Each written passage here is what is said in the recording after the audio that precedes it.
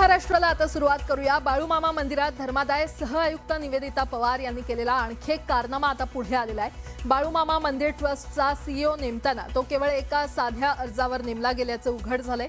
संजित कदम यांना ही ऑर्डर साध्या पेनानं लिहून एका साध्या कागदावर दिली गेली असल्याची धक्कादायक माहिती समोर आली आहे। याच ऑर्डरचा आधार घेत संजित कदम अद्यापही सीईओ म्हणून कार्यरत आहेत। त्याच्याकडे ना शैक्षणिक पात्रता आहे ना अनुभव। मात्र असं असताना त्याची केलेली नेमणूक वादात ठरली आहे। या नेमणुकीत कोणता अर्थ दडला होता याबाबत आता अनेक सवाल उपस्थित होत आहेत।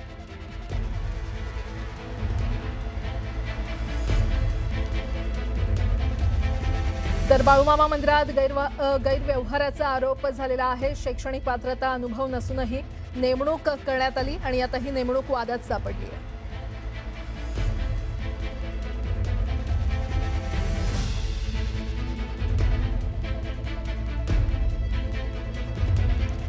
बाळूमामा ट्रस्टवर सीईओ संजित कदम यांची नेमणूक बेकायदेशीर असून त्यांची तात्काळ हकालपट्टी करण्याची मागणी तक्रारदार अरुण हत्ती यांनी केलेली आहे। त्यासोबतच त्यांची बेकायदेशीर नेमणूक करणाऱ्या निवेदिता पवार यांच्यावर या प्रकरणी गुन्हा दाखल करण्याची मागणी देखील त्यांनी केली आहे।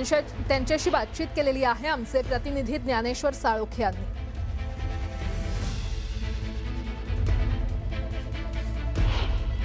बाळूमामा ट्रस्टमधला आणखीन एक कारनामा उघड केला आलेला आहे। संचित कदम जे सीईओ म्हणून बाळूमामा ट्रस्टवरती आहेत त्यांना केवळ एका कागदी नोटवरती आहे ती नियुक्ती देण्यात आलेली आहे। तात्कालीन धर्मादाय सहआयुक्त निवेदिता पवार यांनी हे कृत्य केल्याचा आरोप होतोय आणि त्यामुळे एकूणच या संचित कदमवरती सुद्धा आता कारवाई करण्याची मागणी होताना जोर धरू लागल्याचं आपल्याला दिसून येते। आपल्यासोबत तक्रारदार अरुण हत्ती आहेत, त्यांच्याकडून हे प्रकरण जाणून घ्या। खरं तर हा एक कारनामा सुद्धा आता पुढे येताना दिसतोय।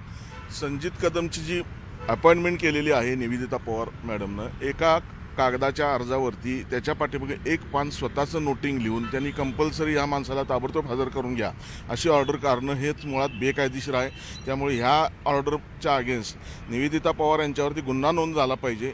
दुसरी गोष्ट म्हणजे संजित कदमना तात्काळ तिथून निलंबित करून त्यांची चौकशी केली गेली पाहिजे। त्यांची पूर्वीची मालमत्ता काय होती, आजची मालमत्ता काय आहे याची सखोल चौकशी केली गेली पाहिजे। खरं तर ही नियुक्ती देतानाची प्रोसिजर काय असते आणि ही प्रोसिजर इथं फॉलो केली गेली का? एवढ्या मोठ्या ट्रस्टचा चीफ एक्झिक्युटिव्ह ऑफिसर नेमण्याचा असेल तर त्यांनी पेपरला जाहिरात दिली पाहिजे। पेपरमध्ये जाहिरातीच्यानुसार जी कोणी पात्र लोक येतील त्यांचे इंटरव्ह्यू घेतले पाहिजेत आणि तज्ज्ञ समितीकडून त्यांची नियुक्ती केली गेली पाहिजे आणि त्याची परमिशन चॅरिटी कमिशनरकडून घेतली गेली पाहिजे।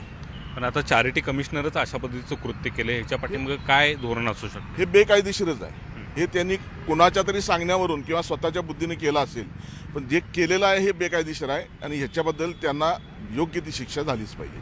पण याच एका नोटिंगवरती आहे ते संचित कदम जर इथं कार्यरत असेल आणि इतका मोठा घोटाळा जर आता उघडकीला आला असेल तर मग या प्रकरणी जबाबदार नेमकं कोण? दुर्दैवाची गोष्ट ही आहे की आज सुद्धा या संजित कदमच्या हातातच या सगळ्या संस्थेची कागदपत्रं आहेत। ह्या कागदपत्रांची विल्हेवाट तो कशीही लावू शकतो। पूर्ण चोराच्या हातातच तिजोरीच्या किल्ल्या दिल्यासारखा हा प्रकार आहे। त्यामुळे त्याला तिथून पदावरून तत्काळ हटवणं ह्याच्याशिवाय दुसरा पर्याय दिसत नाही। आता ह्या सगळ्या तातडीच्या पार्श्वभूमीवरती हा निर्णय घ्यायला पाहिजे असं वाटतं। 100% त्यांना ताबडतोब निलंबित करून त्यांची चौकशी केली गेली पाहिजे, त्यांच्या प्रॉपर्टीची चौकशी केली गेली पाहिजे आणि त्यांच्या पाठीमागं कोण आहे, त्यांना तिथं एवढ्या फोर्सफुली आणण्याचं मागं कोण आहे। कारण हे पूर्वीचे जे चेअरमन होते रामभाऊ मगदूम, त्यांचे PA म्हणून काम करत होते, स्कूटरवरून फिरत होते। आज ते संस्थेच्या गाडीतून पुढे बसून येतात, ट्रस्टी त्यांच्या मागं बसलेले असतात। हे काहीतरी वेगळं दाखवते। या ठिकाणी पाहायला गेलं तर पोलिसांच्यावरती कोणाचं प्रेशर आहे का अशा पद्धतीचा सवाल तक्रारदार उपस्थित करताना पाहायला मिळतात। मात्र संचित कदम यांची तातडीनं सीईओ पदावरून हकालपट्टी करावी आणि निवेदिता पवार यांच्यावरती या प्रकरणी आहे तो गुन्हा दाखल करावा अशा पद्धतीची मागणी तक्रारदार करताना पाहायला मिळतात। Video journalist Sandeep Patil, Dnyaneshwar Salokhe, news 18 Marathi, Kolhapur.